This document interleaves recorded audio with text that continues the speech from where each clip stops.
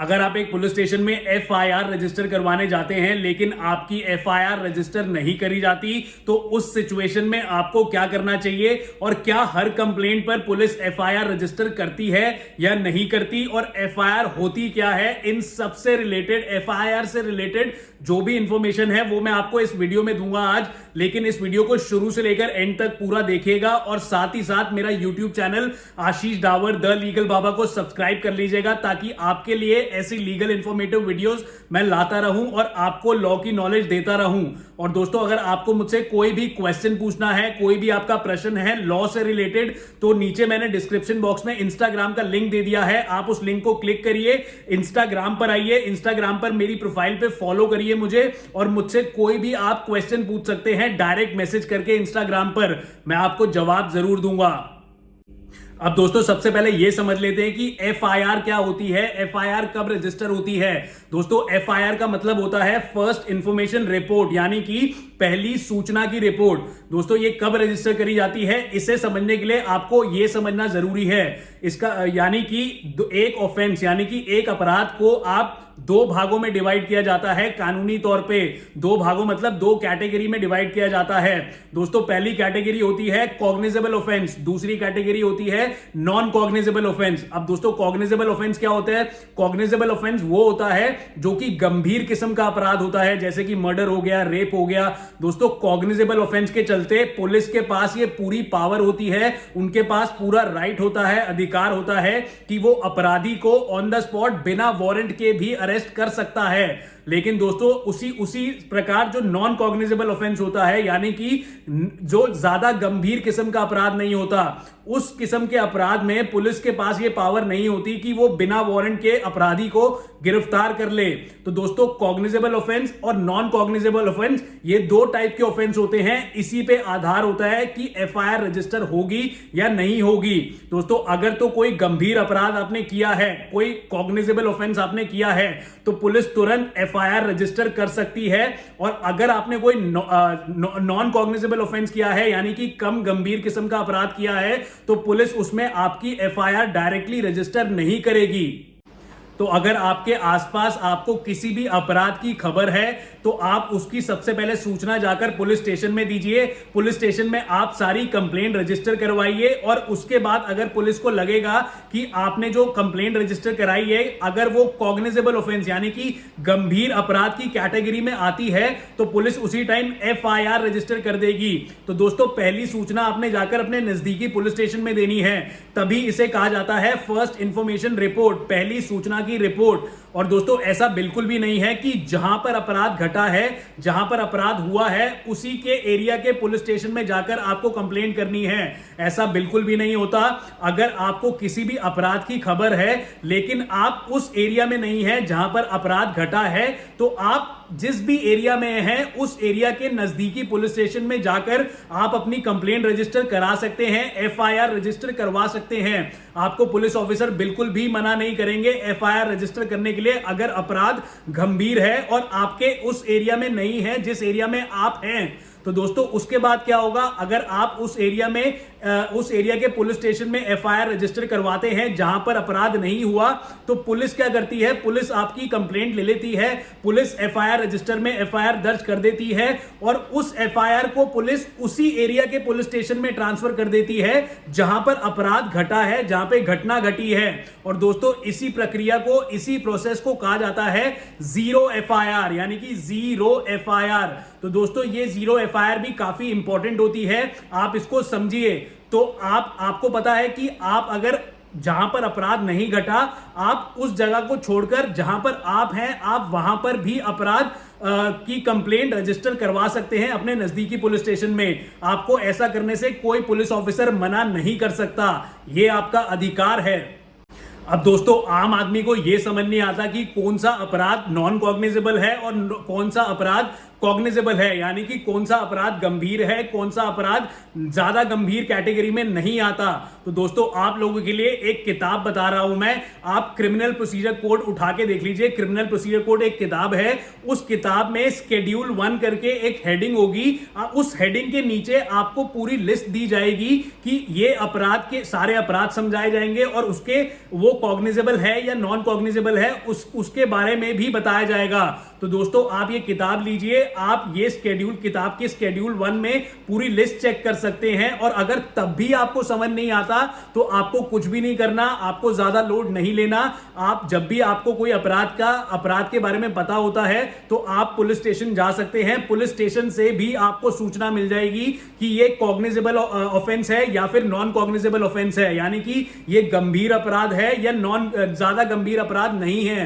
तो दोस्तों आपको पता है पुलिस स्टेशन के अंदर 2 रजिस्टर होते हैं, पहला होता है एफआईआर का रजिस्टर, दूसरा होता है एनसीआर का रजिस्टर। तो दोस्तों एफआईआर में क्या होता है, फर्स्ट इंफॉर्मेशन रिपोर्ट का रजिस्टर होता है। अगर कॉग्निजेबल ऑफेंस होता है, गंभीर अपराध होता है, आप कंप्लेंट करने जाते हैं, पुलिस को लगता है कि ये गंभीर अपराध है, कॉग्निजेबल ऑफेंस है, तो वो अपने एफआईआर के रजिस्टर में दर्ज कर देती है एफआईआर। लेकिन अगर पुलिस को लगता है कि वो नॉन कॉग्निजेबल ऑफेंस है, यानी कि वो ज्यादा गंभीर अपराध नहीं है, तो पुलिस क्या करती है, वो एनसीआर के रजिस्टर में आपकी कंप्लेंट दर्ज कर देती है। एनसीआर का रजिस्टर होता है नॉन कॉग्निजेबल रिपोर्ट का रजिस्टर। तो दोस्तों अगर नॉन कॉग्निजेबल है तो याद रखिएगा आपकी कंप्लेंट एनसीआर में जाएगी, अगर कॉग्निजेबल ऑफेंस है तो याद रखिएगा एफआईआर दर्ज होगी, एफआईआर के रजिस्टर में आपकी कंप्लेंट जाएगी। तो दोस्तों अब मैं आपको बताता हूं कि आप पुलिस स्टेशन में जाकर एफआईआर रजिस्टर यानी कि अपनी कंप्लेंट रजिस्टर कैसे करवा सकते हैं। दोस्तों सेक्शन 154 क्रिमिनल प्रोसीजर कोड 1973 के तहत आप अगर पुलिस स्टेशन जाते हैं और कंप्लेंट रजिस्टर कराते हैं तो आप अपनी कंप्लेंट मुंह से बोलकर या फिर लिखित में भी दे सकते हैं पुलिस स्टेशन में। तो दोस्तों कोई भी पुलिस ऑफिसर हो जो कि आपकी कंप्लेंट ले रहा हो, आप उसे बोलकर, मुंह से बोलकर भी कंप्लेंट दे सकते हैं और लिखित पेज पर लिखकर भी उसको कंप्लेंट दे सकते हैं। तो दोस्तों जब भी आप मुंह से बोलकर कंप्लेंट दे रहे हैं तो वो पुलिस ऑफिसर वही चीज लिखेगा कंप्लेंट के अंदर जो कि आप उसे मुंह से बोलकर बता रहे हैं, उससे अलग वो चीज नहीं लिखेगा। और जब भी वो चीज लिख लेगा तो वो आपको पढ़कर सुनाएगा कि ये कंप्लेंट आपने इस तरह से मुझे बताई है और मैंने ये चीज इसी तरह से लिखी है। और आपसे ये भी पूछेगा कि क्या आप सेटिस्फाइड हैं जिस तरह से मैंने वो कंप्लेंट लिखी है। तो दोस्तों अगर तो आप सेटिस्फाइड होंगे तो आप ठीक है उसको ओके कर देंगे, आप उस पर सिग्नेचर भी कर देंगे अपना। और अगर आप सेटिस्फाइड नहीं होंगे, आप अपनी कंप्लेंट में कुछ बदलाव करना चाहते हैं मुंह से बोलकर, तो आप वो बदलाव भी कर सकते हैं और उसे बोल सकते हैं कि इसमें ये चेंजेस कर दिए जाएं, ये बदलाव कर दिए जाए। वो आपकी बात को मना नहीं करेगा क्योंकि आपके पास सेक्शन 154 क्रिमिनल प्रोसीजर कोड 1973 के तहत ये पूरा अधिकार है। और दोस्तों अगर तो आप लिखित में कंप्लेंट देना चाहते हैं उस पुलिस ऑफिसर को, तो आप एक पेज पर लिखित में भी एक कंप्लेंट दे सकते हैं उसे, और आप वही कंप्लेंट उस पुलिस ऑफिसर को दीजिए और वो पुलिस ऑफिसर जो आपने लिखित में कंप्लेंट दी है वो सेम टू सेम अपनी कंप्लेंट बुक में लिख देगा, अपने कंप्लेंट रजिस्टर में लिख देगा। दोस्तों उससे अलग नहीं लिखेगा, जो आपने दिया है या जो आपने बोला है उसको वो ही वर्ड्स वही चीज वो पेज में उतारेगा, अपनी रिपोर्ट में उतारेगा, अपने रजिस्टर में उतारेगा, उससे अलग वो नहीं बोल सकता। ऐसा सेक्शन 154 क्रिमिनल प्रोसीजर कोड 1973 के तहत आपको पूरा अधिकार मिला है कानून की तरफ से। एक और इंपॉर्टेंट बात बताता हूं मैं आपको, अगर तो आप जो सूचना दे रहे हैं पुलिस को या जिस अपराध के बारे में पुलिस को बता रहे हैं वो गंभीर होता है, कॉग्निजेबल ऑफेंस होता है, तो उसी टाइम आपकी एफआईआर रजिस्टर कर दी जाती है जैसा कि मैंने आपको बताया। और दोस्तों आपके पास ये पूरा अधिकार होता है कि पुलिस से आप एफआईआर की कॉपी, जो एफआईआर रजिस्टर पुलिस ने करी है उसकी कॉपी आप लीजिए, उसमें सारे सेक्शंस लिखे होंगे, हर चीज उसमें मेंशन की होगी डिटेल में, और वो कॉपी लेने का आपको पूरा अधिकार है पुलिस से। और दोस्तों अगर तो आपका कोई नॉन कॉग्निजेबल ऑफेंस होता है, यानी कि आपका अपराध गंभीर नहीं होता, तो भी आप जो लिखित में पुलिस ऑफिसर को कंप्लेंट देते हैं उस उस लिखित कंप्लेंट की आप फोटोकॉपी कराकर पुलिस से आप उस फोटोकॉपी पर रिसीविंग ले लें और वो कंप्लेंट आप अपने पास ले जाएं, ताकि फ्यूचर में आपको कोई प्रॉब्लम ना हो।